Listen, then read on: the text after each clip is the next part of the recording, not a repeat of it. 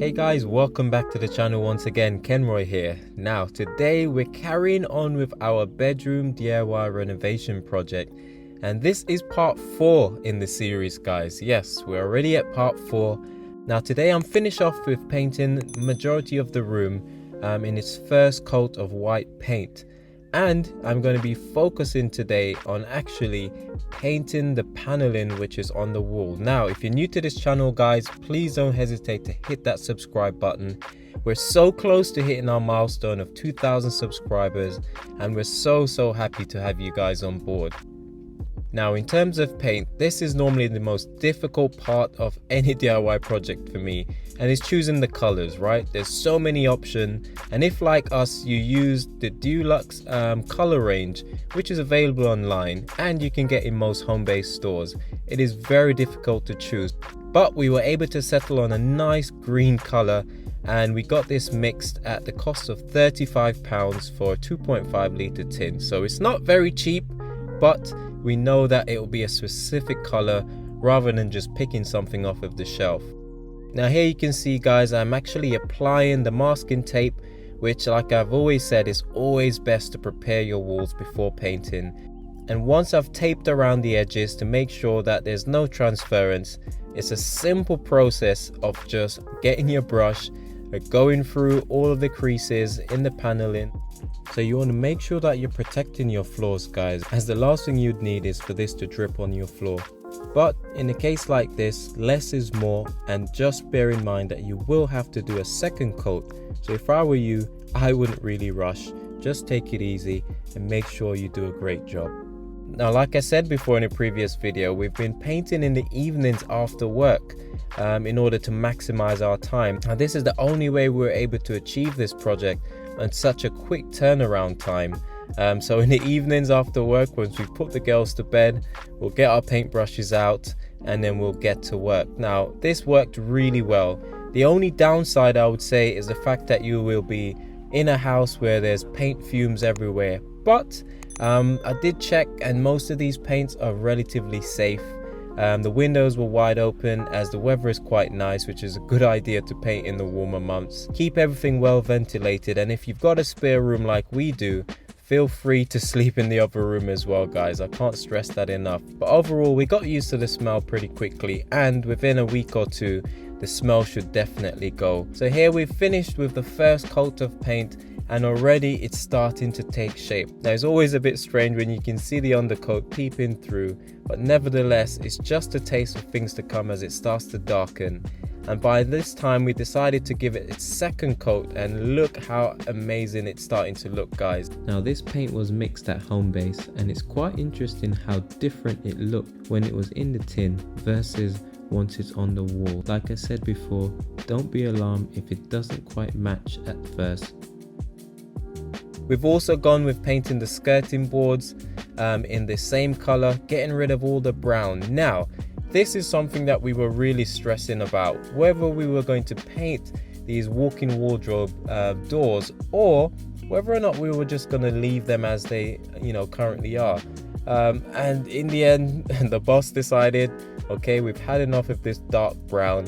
We're going to change the color of this, and yeah, got our masking tapes out, and then Sapphire did the honors by starting to paint these cupboard doors. Now this is a really nice wardrobe because it's tucked away in the corner, and it's it's really nice construction with these bifold doors. We started to think, what's the point of this room makeover if we're going to be leaving so much brown all around the room? And so we decided to take the plunge, and by this point it was too late to go back. And Sapphire and I decided to paint this cupboard, and we're really happy with the way in which the paint has taken to it. It's looking really good, and it gives the room a more uniformed approach. So everything looks really nice. And like I said, this green is super bright, and we found that when the sun is shining during the daytime especially, it looks absolutely amazing.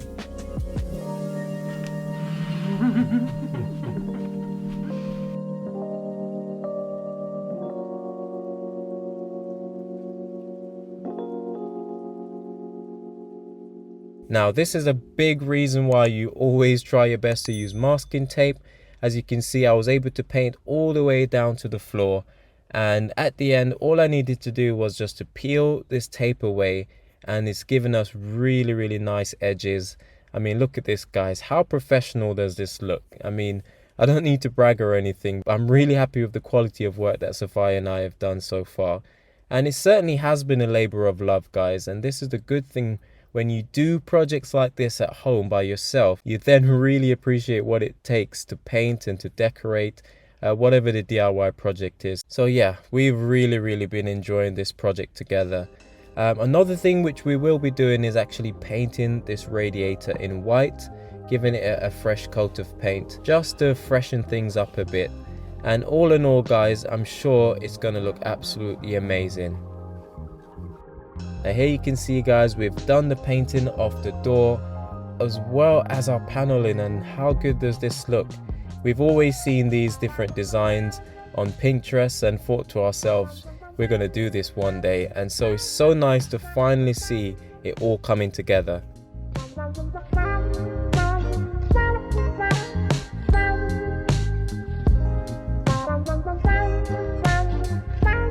So far, we've really loved the fact that we've chosen to paint these skirting boards. Like I said, it's always tricky to choose a color and what you're going to do. Now here we have a massive eyesore, and I've not figured out even now what we're going to do with this space. As before, we had a little metal chimney frame which was off-centered for some strange reason, but they've also cut into the carpet on the floor, so it's left a real untidy mess, and I'm gonna have to work my magic at some point and figure out a way of sorting this all out. But suffice to say, guys, the paneling has now been painted. We've put the wall lights on the wall, and we're getting closer and closer to the end of this project.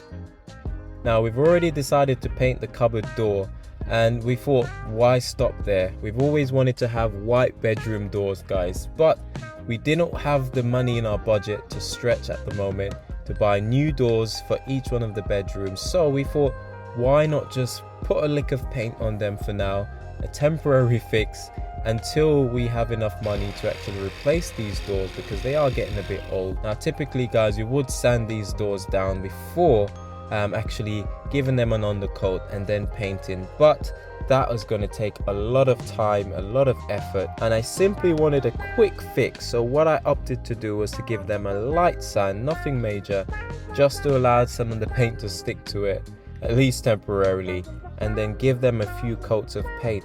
And I must say, this has made such a huge difference in the bedroom. It's just made the place feel so much lighter, so much bigger to have this white color on the door instead of the dark brown.